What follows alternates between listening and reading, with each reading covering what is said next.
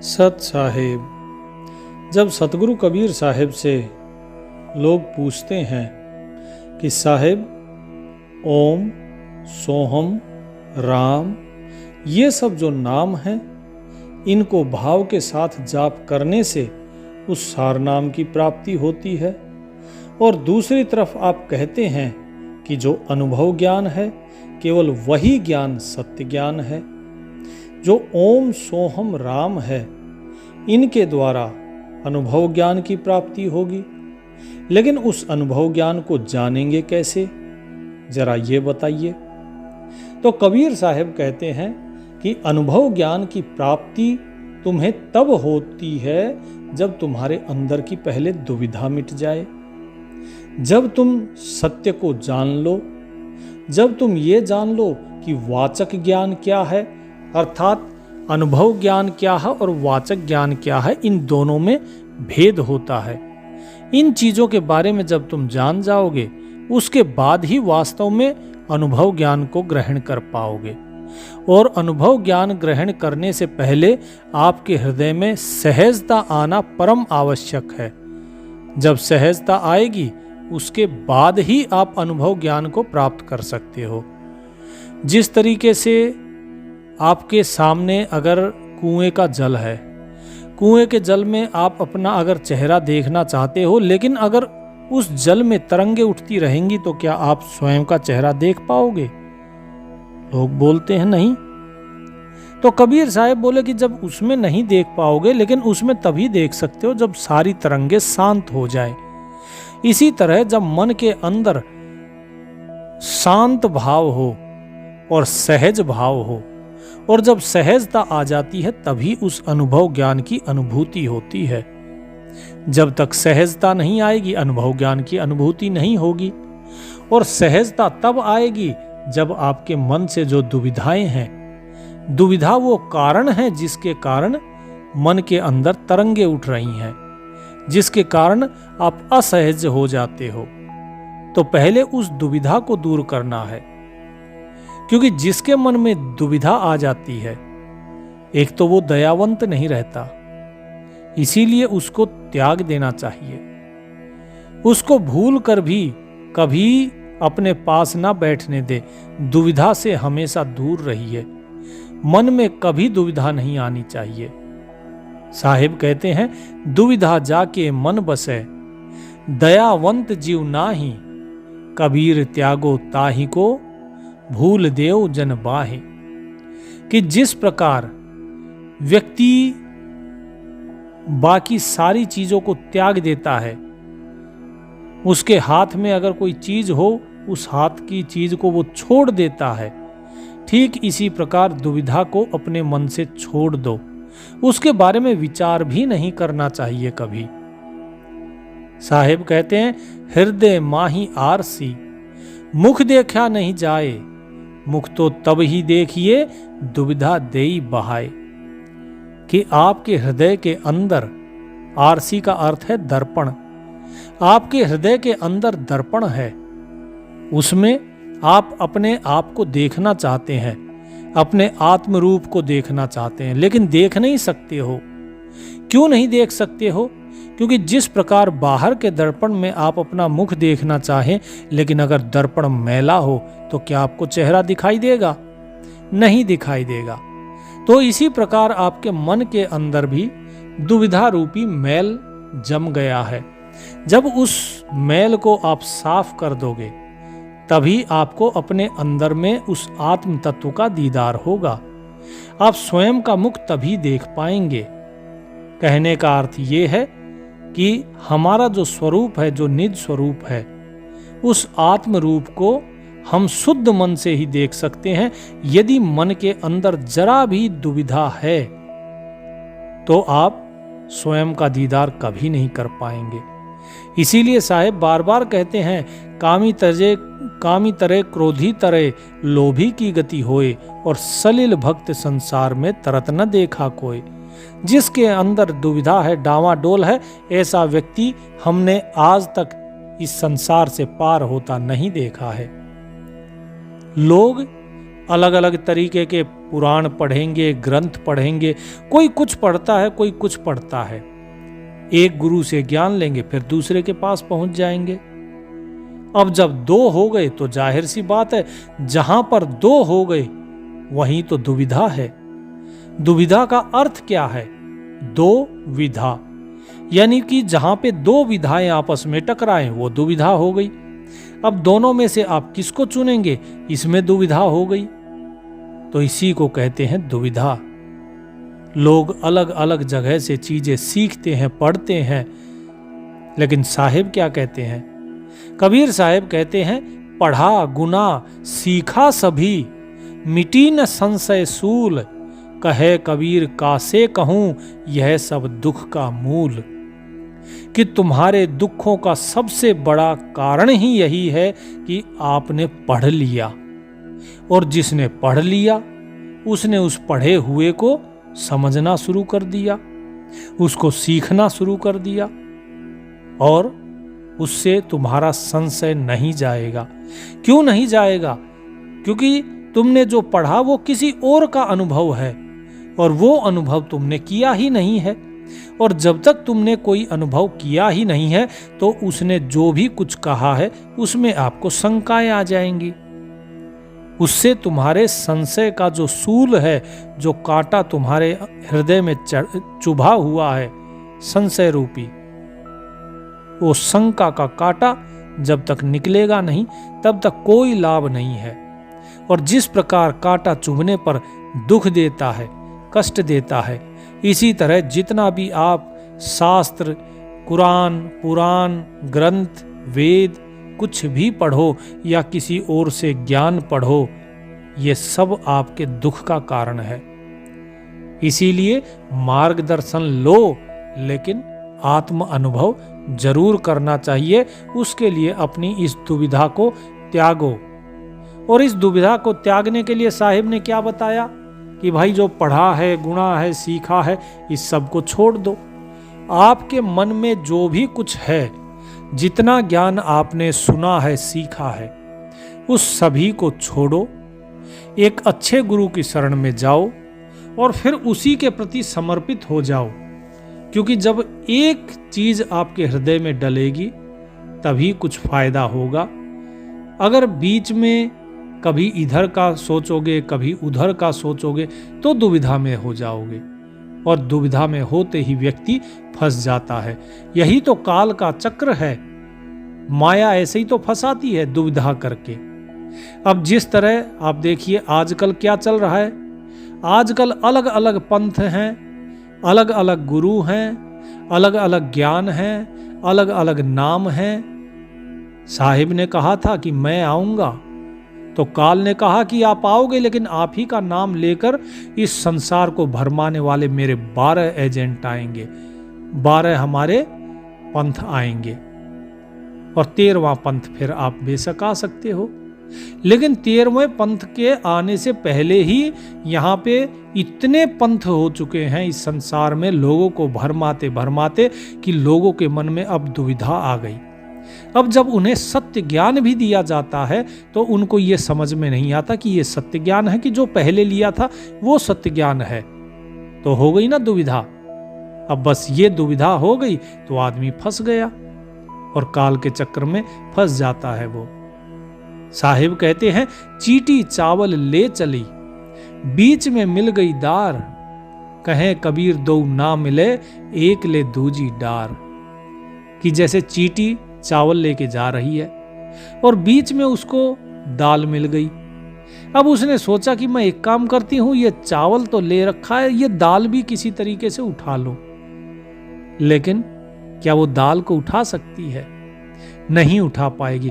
उसको पहले चावल के दाने को डालना पड़ेगा। तो कबीर साहब कहते हैं कि दोनों नहीं मिल सकते हैं, एक को तो छोड़ना ही होगा। अर्थात दो विधाओं में पैर रख के आप पार नहीं हो सकते हैं। इस दुविधा को आपको छोड़ना ही होगा, किसी एक मार्ग पर ही चलना पड़ेगा, तभी आप पार हो सकते हैं। जो एक मार्ग है उस पे आप दृढ़ विश्वास कर लीजिए। इससे कोई फर्क नहीं पड़ता कि वो मार्ग सच्चा है कि झूठा है। ठीक है जी, आप सच्चे होने चाहिए। आपके गुरु सच्चे हैं या झूठे हैं इससे कोई फर्क नहीं पड़ता है। अब लोग कहेंगे जी ये क्या बात हुई कि सच्चा गुरु है कि झूठा गुरु है, उससे फर्क नहीं पड़ता। बिल्कुल, व्यक्ति पार होता है संसार से अपने कर्म के हिसाब से। व्यक्ति पार होता है संसार से अपनी मेहनत के हिसाब से। इस संसार में ऐसे ऐसे महान ज्ञानी हुए हैं, ऐसे गुरु हुए हैं जो रह गए और शिष्य पार हो गए। इसीलिए तो कहावत बनी कि गुरु गुड़ रह गए और चेला शक्कर हो गए। तो इस संसार में आपको अपने कर्म के अनुसार कर्म फल मिलेगा। आप सच्चे हो जाइए। गुरु ने क्या किया क्या नहीं किया, गुरु अच्छा है बुरा है, गुरु बाहर है अंदर है, उससे कोई फर्क नहीं पड़ता। आप स्वयं सत्य ज्ञान पर चलो और सत्य मार्ग पे चलो, सत्य का आचरण करो, आप स्वयं सच्चे हो जाओ। यदि आप सच्चे हो गए तो सच्चा गुरु अपने आप आपको ढूंढता हुआ आएगा और आपको सत्य ज्ञान देके पार करा देगा। आज आपके पास कैसा ही भी गुरु हो, सच्चा हो झूठा, उससे कोई फर्क नहीं पड़ता। फर्क इससे पड़ता है कि आप सच्चे हैं कि नहीं हैं। जो नाम आपको दिया गया है, आप कितनी ईमानदारी से उस नाम का सुमिरन करते हैं, कितनी ईमानदारी से आप सत्य मार्ग पे चल रहे हैं। यदि आप ईमानदार हैं तो परमात्मा तो हर एक को देख रहा है, वो स्वयं सतगुरु को आपके पास भेजेगा और आपको पार लगाएगा।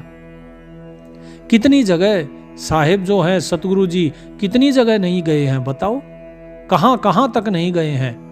अफगानिस्तान और पता नहीं कहां कहां तक, तुर्किस्तान तक गए हैं, अलग अलग रूपों में प्रकट हुए हैं। काशी में रहे, कहीं मध्य प्रदेश में रहे, तो कहीं पंजाब में रहे, कहीं तुर्किस्तान में रहे जिसे आप तुर्की कहते हैं, कहीं गांधार में, कहीं पाकिस्तान में, अलग अलग जगह पर गए हैं, अलग अलग रूपों में गए हैं। क्यों गए? क्योंकि सच्चे जो भक्त थे उनका उद्धार करने के लिए। तो आपका भी उद्धार जरूर होगा। तो साहिब कहते हैं, आगा पीछा दिल करे, सहजे मिले न आए, सो बासी जमलोक का बांधा जमपुर जाए। कि जो व्यक्ति, जिस व्यक्ति का दिल आगे पीछे होता है, अर्थात कभी एक की तरफ फिर कभी दूसरे की तरफ झुक जाता है, कभी सोचता है कि ये गुरु ठीक है, कभी सोचता है वो गुरु ठीक है, कभी सोचता है ये ज्ञान ठीक है, कभी सोचता है अरे इन्होंने तो ऐसे बता दिया, फलाने ने तो वैसे बताया था।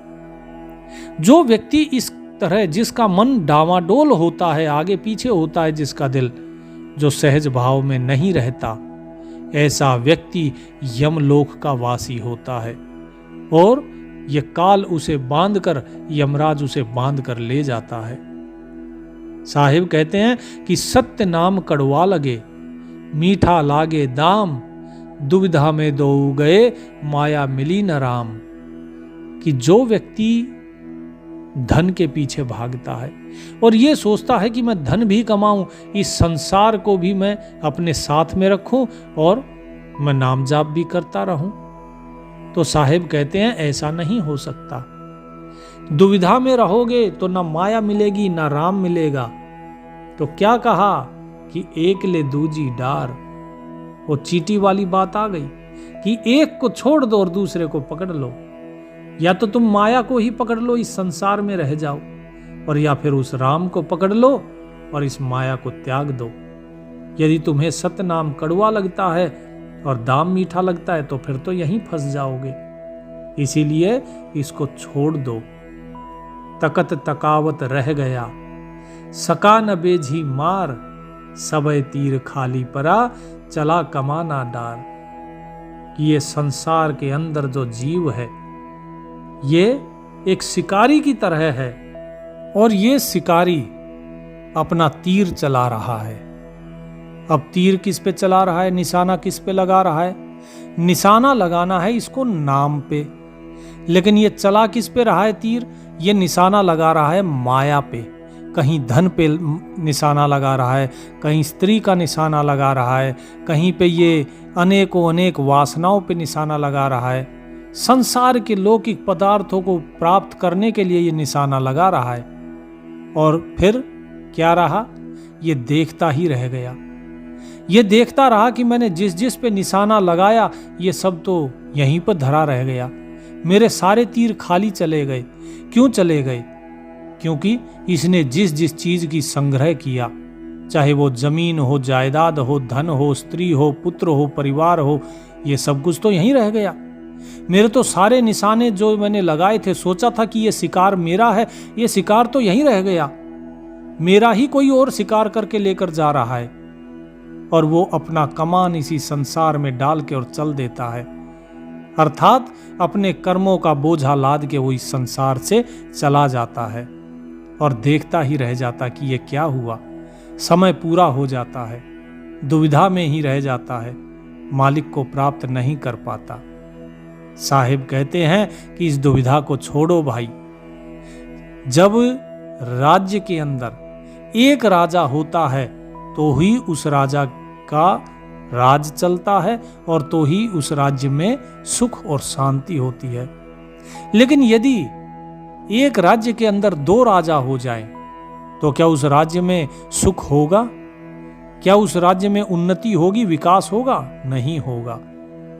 तो एक की ही चलनी चाहिए, एक ही राजा होना चाहिए। साहिब कहते हैं, नगर चैन तब जानिए जब एक राजा होए, या ही दुराजी राज में सुखी न देखा कोई। लेकिन ये राज्य जो है ये दुराजी है, अर्थात दो राजाओं का राज्य है। इसमें किसी को सुखी नहीं देखा। दो राजा कौन से हैं? एक है माया। इस संसार में एक तो माया का राज चल रहा है और दूसरा है ब्रह्म। ब्रह्म और माया के बीच में ये जंग छिड़ी हुई है। माया अपने अधीन करती है जीव को और ब्रह्म इस जीव को सत्य मार्ग पे चलाना चाहता है। इन दोनों के बीच में ये जीव फंसा हुआ है। ये जीव कभी माया की तरफ भागता है तो कभी प्रभु की तरफ भागता है। इसीलिए ये कभी सुखी नहीं होता। संसा खाया सकल जग, संसा किन्हु न बद्ध, जो बेध्या गुरु अंछरा, तिन संसा चुन चुन खद। तो जब भगत जियों ने पूछा कि जो ये दुविधा के बारे में आप कह रहे हैं साहिब जी, ये दुविधा में ये तो हम समझ गए कि हर एक व्यक्ति फंसा हुआ है और इसमें कोई पार नहीं होता। तो बताइए फिर क्या किया जाए, कैसे हम इससे पार हो सकते हैं? तो कबीर साहिब कहते हैं कि इस संसार को केवल इस संशय ने खाया हुआ है। कोई तुम्हें ज्ञान कितना ही भी दे, लेकिन फिर भी तुम्हारे मन में यदि संशय है तो तुम पार नहीं हो पाओगे। तुमने कभी संशय को नहीं खाया, लेकिन इस संशय ने सारी दुनिया को खा लिया, सारे संसार को खा लिया। इससे तो पार केवल वही होता है जो गुरु के दिए अक्षरों पे अपना ध्यान लगाता है, जो गुरु के दिए ज्ञान को ही सत्य मानता है और उसी पर ही आचरण करता है। जैसा बताया है ज्ञान, उसी ज्ञान को अपने मन में धारण करता है और बाहर दूसरी कोई बात वो नहीं सुनता और ना ही अपने मन में आने देता है। ऐसा जो भगत होता है वो इस संशय को चुन चुन कर खा जाता है। संशय फिर उसको नहीं खा पाता। जरा देखो, कबीर साहिब जी ने जब उनके लाखों शिष्य हो गए थे तो क्या किया उन्होंने यही किया कि जिस जिस के मन में थोड़ा बहुत भी अविश्वास है या संशय है, ये सब भीड़ कर रहे हैं यहाँ, तो इन्हें उन भक्तों से अलग किया जाए जो वास्तव में सच्चे भक्त हैं। तो कबीर साहिब ने सभी की परीक्षा ले ली कि चलो भाई तुम्हारी परीक्षा ले लेते हैं। गंगा जी की जो धारा थी वहां से एक बोतल में पानी भरा, थोड़ा सा उसमें रंग मिलाया। एक गणिका आ रही थी हाथी पर, उसे कहा कि बेटी क्या हम भी बैठ सकते हैं हाथी पे? उस गणिका ने कहा कि महाराज मैं धन्य हो जाऊंगी, आप भी विराजिए। तो कबीर साहब जी बैठ गए हाथी पे, गणिका भी थी और हाथ में वो गंगा जल की बोतल लिए हुए थे। जहां भी जाते लोग देखते, अरे कबीर तो भ्रष्ट हो गया, एक वेश्या के साथ और हाथ में बोतल लिए हुए है। जब वेश्या के साथ है तो हाथ में तो मदिरा ही हो सकती है। तो जिसके मन में जैसी भावना थी उसको वैसा ही दृश्य दिखाई दे रहा था। जाकी रही भावना जैसी, प्रभु मूरत देखी तिन तैसी। जिनके मन में जैसी भावना होती है उसे प्रभु की मूरत वैसी ही दिखाई देती है। तो उन्हें भी वही चीज दिखाई दी। सभी जगह हो गया कबीर भ्रष्ट हो गए, कबीर भ्रष्ट हो गए, हमारा तो कुल डूब गया, हमारा वंश डूब गया, हमने इतने वर्ष तक इनकी सेवा की, इनके पास रहे। क्या यही विश्वास था? 64 लाख गारत गए, 2 रहे सतगुरु पाए। साहेब अपनी वाणी में कहते हैं कि 64 लाख जो लोग थे वो छोड़कर चले गए, डूब गए। विश्वास नहीं था। यह विश्वास कब होता है? अविश्वास तब होता है जब मन में दुविधा होती है। और जहां पे एक ही हो, जैसे हवा है, हवा एक है, क्या आपको कभी अविश्वास होता है कि हवा नहीं है या नहीं है? नहीं होता ना। आकाश एक है, आपको कभी अविश्वास नहीं होता कि आकाश है कि नहीं है, एक है कि 2 है? आपको ना कभी पानी पे अविश्वास होता है, ना कभी अग्नि पे, क्योंकि जो चीज एक ही है वहां पे अविश्वास का मतलब ही नहीं होता, दुविधा का वहां पे कोई मतलब ही नहीं होता। दुविधा जहां पर होती है वो तभी होती है जब मन में दुई हो। तू और मैं, ये तू और मैं जो द्वैत है, यहीं से होती है दुविधा, 2 विधा। और जहां तू और मैं है वहीं पर भ्रम पैदा हो जाता है और वहीं पर मनुष्य बंधन में फंस जाता है। कबीर साहिब के जब इस प्रकार से परीक्षा लेने के बाद लोगों ने देखा तो उनके मन में भी दुविधा थी, पहले से ही दुविधा थी तो विश्वास नहीं था, विश्वास नहीं था तो छोड़कर चले गए। जितनी भीड़ थी सारी छट गई और केवल जो कबीर साहिब जी के सच्चे भक्त थे केवल वो उनके पास रह गए। तो इस प्रकार की लीलाएं संत करते हैं। हर एक को अगर कहते कि नहीं भाई तुम जाओ, किस किस को वापस भेजते? इस परीक्षा में अनेकों अनेक असफल हो गए। संसार में साहिब आते हैं, सतगुरु आज भी संसार में है और आज भी लोगों की परीक्षा ली जा रही है और कितने ही लोग इस परीक्षा में अनुत्तीर्ण हो जाते हैं। लेकिन इसी परीक्षा के डर के कारण कितने ही लोग पाखंडियों के साथ भी रह जाते हैं। उनको लगता है कि हमारे ऊपर गुरुद्रोही का इल्जाम ना आ जाए, तो फंस जाते हैं वो। यहीं पर आता है विवेक। इस विवेक से ही आपको जानना होता है कि सही क्या है और गलत क्या है, सत्य कौन बोल रहा है, झूठ कौन बोल रहा है। क्या जो साहिब की वाणी है उस साहिब की वाणी के हिसाब से कोई हमें समझा रहा है या उसके विरुद्ध हमें कुछ बता रहा है? ये दोनों चीजें जब व्यक्ति अपने विवेक के द्वारा समझता है, सोचता है, तभी उसको सत्य और असत्य की पहचान होती है। जब तक हम अपने विवेक का इस्तेमाल नहीं करेंगे तब तक हम इस दुविधा को दूर नहीं कर सकते हैं। तो दुविधा को दूर किया कैसे जाए? दुविधा को दूर करने का एक ही उपाय है और वो उपाय है कि जो कुछ आपने सीखा है उस सभी चीज को त्याग दो, सब कुछ त्याग दो और केवल जो एक गुरु आपने बनाया है, चाहे वो कोई भी गुरु हो, आप केवल उसी के पीछे चलो, उसी की बात मानो। ऐसा नहीं है कि कोई व्यक्ति प्रथम कक्षा में, पहली कक्षा में पढ़ा और अब वो 5वीं में आ गया तो जिसने पहली कक्षा में पढ़ाया वो गुरु नहीं है। गुरु वो भी था, लेकिन उसका ज्ञान पहली कक्षा के दर्जे का था। आगे बढ़े तो 5वीं कक्षा के दर्जे का ज्ञान मिला, लेकिन उससे आगे बढ़ोगे, 10वीं कक्षा में जाओगे तो 10वीं कक्षा के दर्जे का ज्ञान होगा।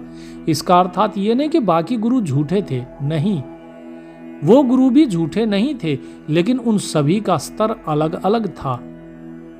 तो इसी तरह आप गुरु एक बनाओ, और उत्तम गुरु मिलते हैं और उत्तम गुरु बनाओ। ठीक है जी। आप स्वयं अपने आप को सच्चा बना के रखो, सच्चा गुरु अपने आप ही आपके पास आएगा और स्वयं ही आपको मुक्त करेगा, स्वयं ही आपको रास्ता दिखाएगा। लेकिन यदि आप स्वयं को ही सच्चा नहीं करेंगे तो क्या होगा? मन में दुविधा बनी रहेगी। जब दुविधा मन से जाएगी, साफ होगी, तभी तो मन निर्मल होगा, तभी तो आप अपने इस मन के दर्पण में अपना दर्शन कर पाएंगे। तो साहिब कहते हैं कि जो दर्शन करना चाहिए तो दर्पण मांजत रहिए, दर्पण में लागी काई तो दर्शन कहां से पाई। अगर दर्पण में काई लग गई तो कहां से आप दर्शन करेंगे, कहां से अपने चेहरा देखेंगे। तो इस दुविधा को दूर करने का पहला उपाय क्या बताया साहिब ने कि केवल और केवल गुरु के ज्ञान पर ही आचरण करना। और दूसरी चीज क्या करनी है कि जितना जो कुछ सीखा है उसको खाली कर देना, उसके बारे में सोचना ही नहीं। क्योंकि यदि आपके मन में जरा भी ज्ञान अगर दूसरा कोई रह गया, दूसरी किसी भी बात पे अगर आप यकीन करते हैं, तो आपका वो ज्ञान आपके गुरु के बताए हुए ज्ञान से टकराएगा और आपके मन में दुविधा पैदा करेगा। वो आपको सही चीज सीखने नहीं देगा। और उसके बाद केवल एक ही चीज हो सकती है जो आपकी उस दुविधा को दूर कर दे, फिर है आत्मज्ञान। लेकिन आत्मज्ञान करने के लिए तो मन निर्मल करना पड़ेगा, और मन निर्मल करने के लिए फिर से वही चीज है कि भाई गुरु के ही बात पे आपको ध्यान करना पड़ेगा, गुरु की ही बात माननी पड़ेगी। तो कुल मिला के आप कुछ भी कर लो, घूम फिर के बात वहीं आ जाती है कि आपको केवल एक ही को गुरु बनाना पड़ेगा, एक ही ज्ञान पर आपको अमल करना पड़ेगा और एक ही रास्ते पर आपको चलना पड़ेगा। दो रास्तों पे चल के आप सिर्फ और सिर्फ अपना समय व्यर्थ करेंगे और फिर इस संसार से चलते बनेंगे, उस मालिक को प्राप्त नहीं कर पाएंगे। इसीलिए साहिब ने कहा था कि इस संसार में कि सत्य नाम कड़वा लगे, मीठा लागे दाम, दुविधा में दो गए, माया मिली न राम। कि दुविधा में ये दोनों चले जाएंगे तो बेहतर होगा कि जैसे चींटी के मन में दुविधा होती है ना कि चावल लूं कि अब दाल लूं, चाहिए उसको दोनों, लेकिन दोनों नहीं मिलता है। एक को प्राप्त करो, एक के साथ रहो और उस मालिक के साथ एक हो जाओ। अब इसके बाद आत्मज्ञान को प्राप्त करने के लिए जो दूसरी शर्त है, वो दूसरी शर्त है कि आपको मध्य में रहना होगा। और तीसरी चीज क्या है? एक तो दुविधा दूर करना, दूसरा मध्य में रहना सीखो, और तीसरा है सहजता। तो अब मध्य क्या है और सहजता क्या है, इस सब चीज के बारे में हम अगले भाग में जानेंगे कि सतगुरु कबीर साहिब क्या कहते हैं सहज के बारे में। वास्तव में सहजता है क्या और ये मध्य है क्या, किस प्रकार से रहा जाता है, और जब इसको प्राप्त कर लेते हैं तो उसके बाद फिर अनुभव ज्ञान कैसे प्राप्त होता है, वाचक ज्ञान और अनुभव ज्ञान में भेद कैसे करें, कैसे आपको पता लगे कि जो हमें ज्ञान दिया जा रहा है वो वास्तव में अनुभव ज्ञान है या फिर केवल पोथियों का रटा हुआ वाचक ज्ञान है। इस चीज को आप कैसे जानेंगे?